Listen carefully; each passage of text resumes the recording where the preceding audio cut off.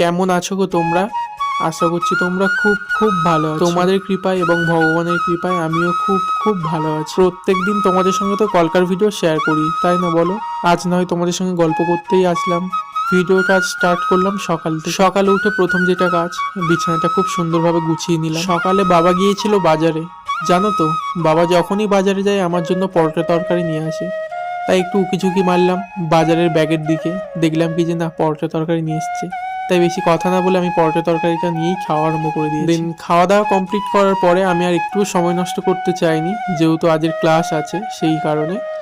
আর আমার মতন তোমরা কারা এরকম বেগুন ভাজা খেতে পছন্দ করো অবশ্যই করে কমেন্ট করো। কেমন, তোমরা বিশ্বাস করবে না, বেগুনটা উপর থেকে এতটা ফ্রেশ লাগছিল।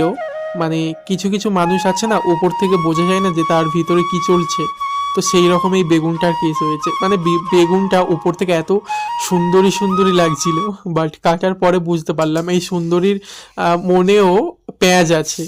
মানে কেন বললাম বুঝতে পারলে তো?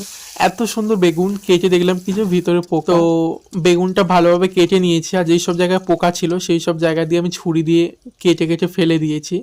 দেন তারপর মধ্যে লবণ, হলুদ, এবং আমি একটু ঝাল পছন্দ করি, তো সেই জন্য ঝাল দিয়ে ভাজা ভাজা করে বেগুন ভাজা হয়ে যাওয়ার পরে ওই তেলেই আমি ফুলকপিগুলো ভেজে নেব। তো ফুলকপি দিয়ে দিয়েছি, এবার ওর মধ্যে অল্প করে লবণ আর হলুদ দিয়ে ভাজা ভাজা করতে বসিয়ে দিয়েছি। তারপরে চলে এসেছি আদা রসুন পেস্ট করা। শিলনোড়ায় যে কোনো মশলা বানিয়ে তরকারি বানিয়ে দেখবে, সেইটা কি যে আলাদা একটা স্বাদ পাওয়া যায়।